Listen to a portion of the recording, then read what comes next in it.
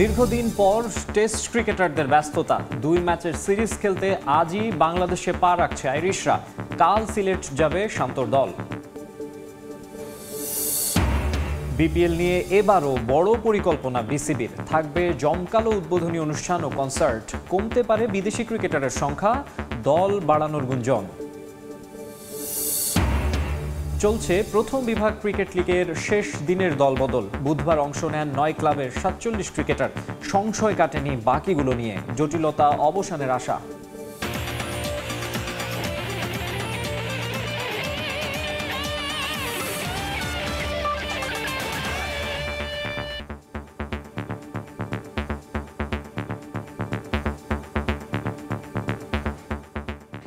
বিশ্বের নানা প্রান্তের খেলাধুলার খবর নিয়ে আমাদের নিয়মিত আয়োজন খেলার সময়, আর এই আয়োজনে আপনাদের সঙ্গে আছে আমি মাকসুম আলম খান।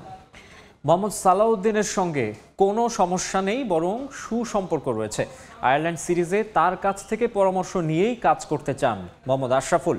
ফিক্সিংয়ে নিষিদ্ধ হওয়ার ঘটনা মনে করিয়ে দিয়ে অনেকেই সমালোচনা করলেও কর্ণপাত করতে চান না সাবেক অধিনায়ক। বলেন, ব্যাটারদের সমস্যা সমাধানের সর্বোচ্চ চেষ্টা করবেন। মুশফিকের 100তম টেস্ট নিয়েও রোমাঞ্চিত নবনিযুক্ত ব্যাটিং কোচ আশরাফুল।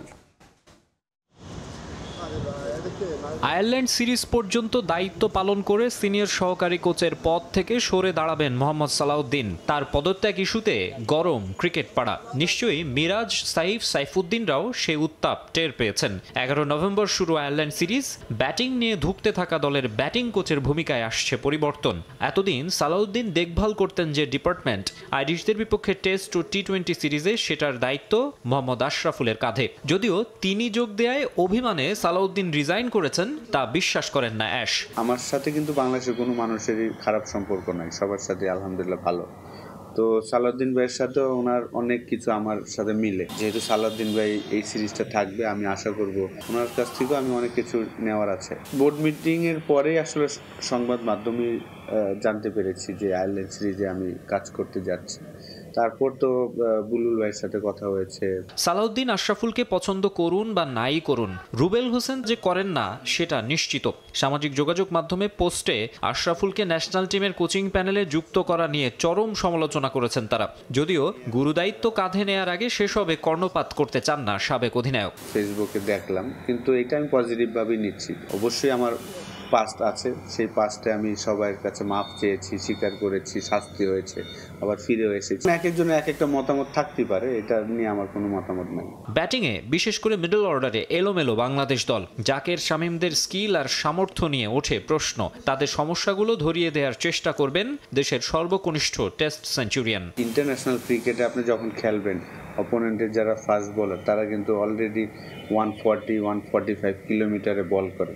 তাদের কিন্তু পাওয়ার হিটিংয়ের প্রয়োজন হয় না। ওই সব বলটা যদি আপনি বেশ স্ট্রং রেখে আপনি যদি জাস্ট টাইম করেন, তাহলে কিন্তু 4 বা 6 মারা সম্ভব। টেকনিকের সাথে সাথে এটা মেন্টালি কাজটা খুব ইম্পর্টেন্ট, যে আমি যেখানে বল ওই জায়গায় খেলবো। তো এইসব বিষয় নিয়ে আসলে কাজ করার আছে। সিরিজের 2 টেস্টেই খেললে দেশের প্রথম ক্রিকেটার হিসেবে 100 টেস্ট খেলার গৌরব অর্জন করবেন মুশফিকুর রহিম। মুশির বিশেষ মুহূর্তে ড্রেসিং রুমে থাকার ব্যাপারটা রোমাঞ্চিত করছে আশরাফুলকে। আমি খুবই লাকি মনে করছি।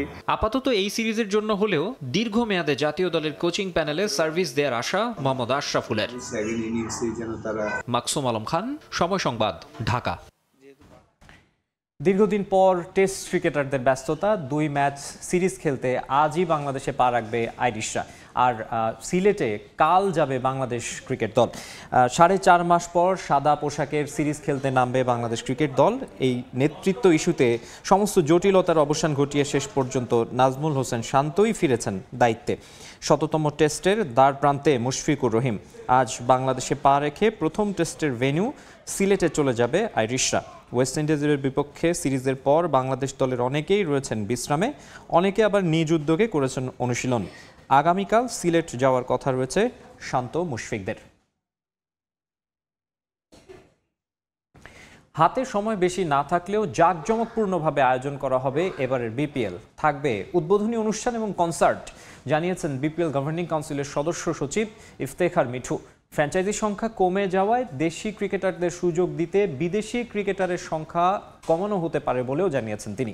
পরিকল্পনায় আছে আইসিসি এলিট প্যানেলের আম্পায়ার ও ভালো মানের ধারাভাষ্যকার আনার। দীর্ঘ যাচাই বাছাই প্রক্রিয়া শেষে চূড়ান্ত হয়েছে বাংলাদেশ প্রিমিয়ার লিগের 12তম আসরের 5 ফ্র্যাঞ্চাইজি। 11 প্রতিষ্ঠান থেকে আর্থিক ও স্বচ্ছতা বিবেচনায় দল সংখ্যা কমিয়ে নেওয়া হয়েছে 5 প্রতিষ্ঠানকে। বিসিবির পরিকল্পনা 19 ডিসেম্বর থেকে বিপিএল শুরু করার। হাতে আছে মাসখানেকের বেশি সময়। এর মাঝে কি কি চমকের পরিকল্পনা আছে বিসিবির? কনসার্ট কিংবা উদ্বোধনী অনুষ্ঠানের ব্যাপারেই বা কি ভাবছে বোর্ড? আমার ইমেজ বিল্ড আপ করতে হলে আমার প্রথম 2টা কাজ করতে হবে, যে আমরা পেমেন্টগুলি ঠিকমতো দিতে পারি, টিমগুলি ঠিকমতো চলে, আর ইন্টিগ্রিটি, যে আপনার স্পট ফিক্সিং, ম্যাচ ফিক্সিং এসব কিছু না হয়। এই 2টার উপর আমরা জোর দিচ্ছি। আমাদের যথাসাধ্য চেষ্টা থাকবে যে এই স্বল্প সময়ের মধ্যে যতটা বেস্ট বিপিএল করা। নানা কারণে এবার কমানো হয়েছে ফ্র্যাঞ্চাইজি সংখ্যা আছে দেশি ক্রিকেটার সুযোগ পাওয়ার বিষয়েও। তাই পরিবর্তন আসতে পারে এবারের বাইলজে, সেই বিষয়টি নিয়েও ভাবছে বোর্ড। ক্রিকেট অপারেশনও ছিল, উনি জানেন যে আমরা সব কিছু চিন্তা করে, আমাদের যে গভর্নিং কাউন্সিল আছে, এখানে ক্রিকেটাররা আছে, হ্যাঁ সবাই আছে, এটা সব চিন্তা করে টিমদের সাথে আলাপ করে আমরা একটা ডিসিশনে আসবো। আইসিসিতে কাজ করা আমিনুল ইসলাম বুলবুল চমক দেখাতে চান বিপিএল আয়োজনে। আগের বোর্ড সভাপতি সফল আয়োজন করতে চাইলেও বিপিএল এর গেল আসর নানা কারণে হয়েছে সমালোচিত। তাই প্রতিটি বিষয়ে নজরদারি আছে বোর্ড সভাপতির। আম্পায়ার থেকে কমেন্টেটর সবই আসবে বিশ্বমানের। আম্পায়ার বলেন, এই বলেন, এরা আমরা চেষ্টা করব যে টপ নচ যারা একদম অ্যাভেলেবেল আছে তাদের হাইস্ট লেভেলে আনার চেষ্টা করা হচ্ছে। 8 নভেম্বরের মধ্যে ব্রডকাস্ট সহ সংশ্লিষ্ট বিষয়গুলো চূড়ান্ত করবে বিসিবি। আমাদের কাছে যখন তারেক হাসান শিমুল, সময় সংবাদ, ঢাকা। সিসিডিএমে চলছে প্রথম বিভাগ ক্রিকেট লিগের শেষ দিনের দলবদল। প্রথম দিন অংশ নেন 9 ক্লাবের 47 ক্রিকেটার।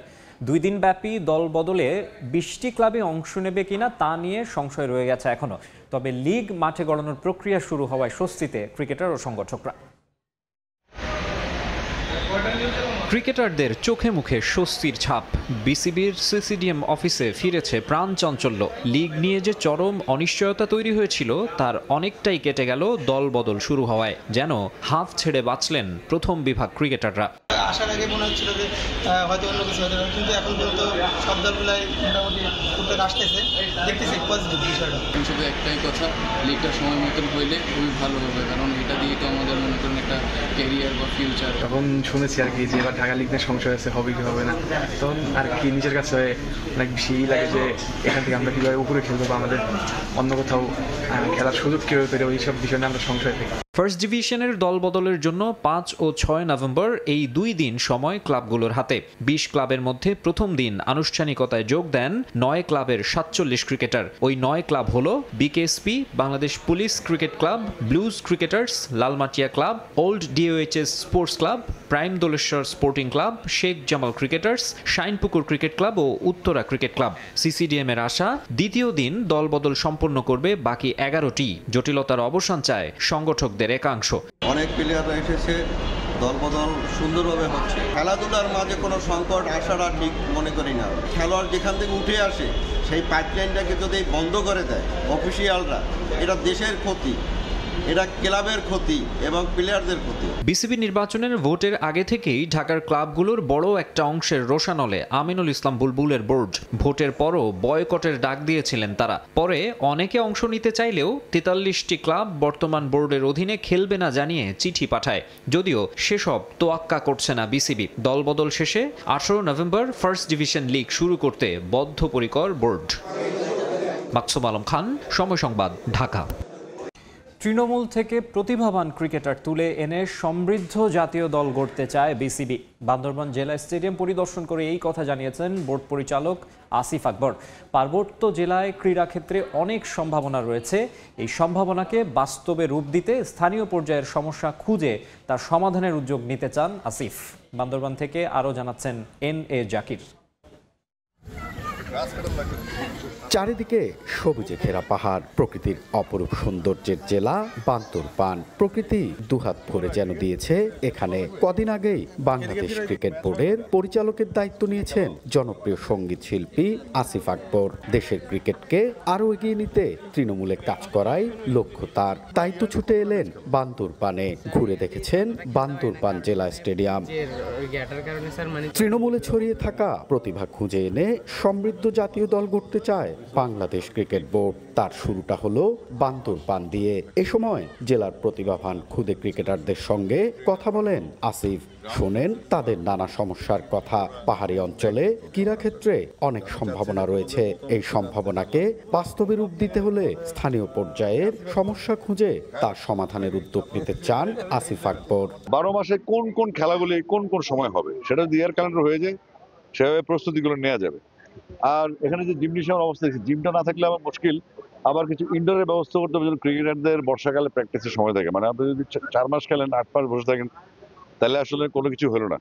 আপনাকে রাউন্ড দ্য ইয়ার প্র্যাকটিস থাকতে হবে, রাউন্ড দ্য ইয়ার আপনাকে ম্যাচেও থাকতে হবে, মনোযোগে থাকতে হবে। এ সময় জেলা ক্রীড়া সংস্থার চট্টগ্রাম বিভাগের ক্রীড়া কর্মকর্তা, স্থানীয় কোচ ও খেলোয়াড়রা উপস্থিত ছিলেন।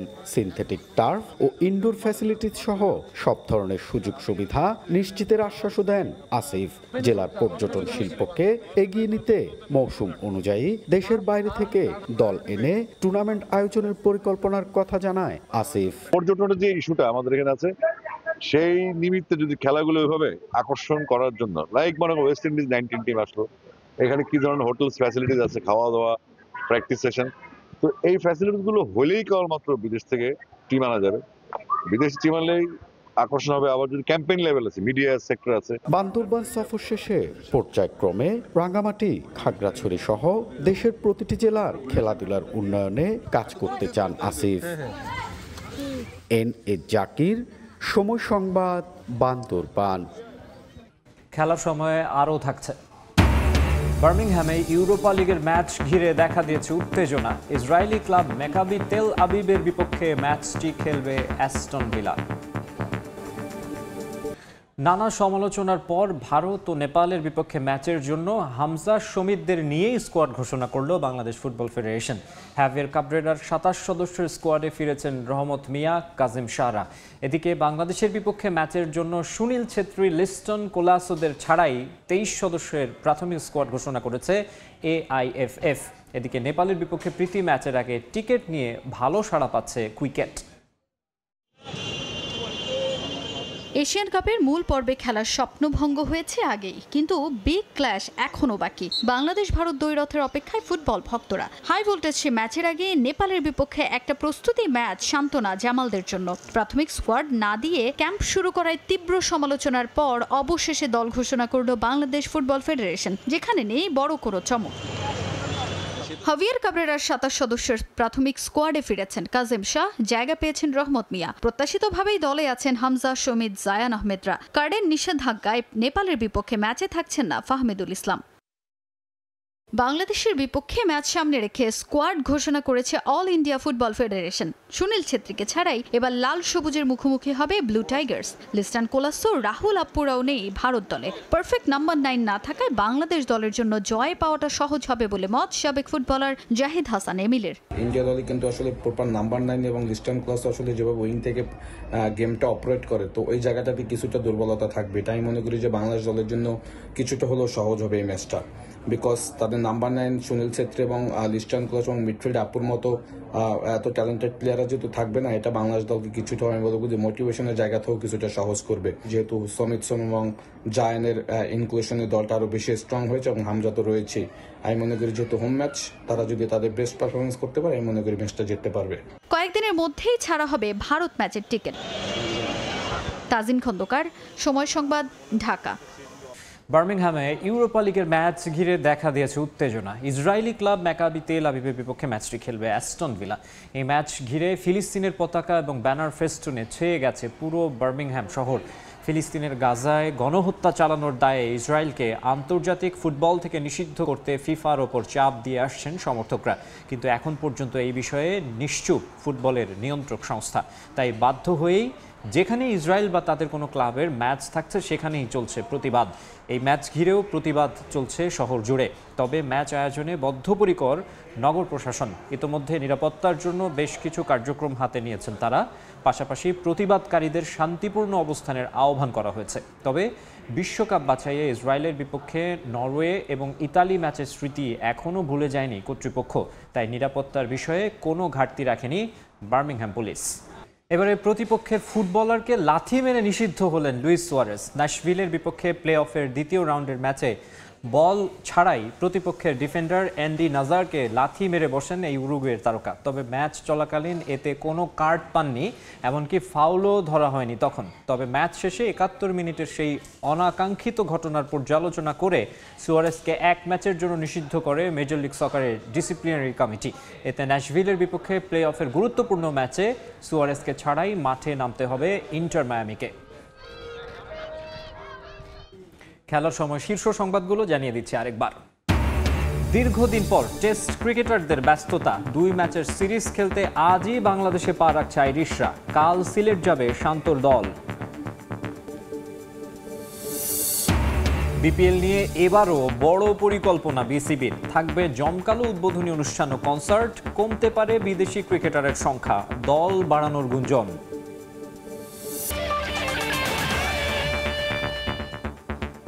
এই ছিল খেলার সময়ের এখনকার আয়োজনে। এরপর দুপুরের সময়ের সঙ্গে থাকবেন ওমর ইনান। ধন্যবাদ মাকসুম। দুপুরের সময় নিয়ে আসছে কিছুক্ষণ পর, সঙ্গে থাকুন সময়ের।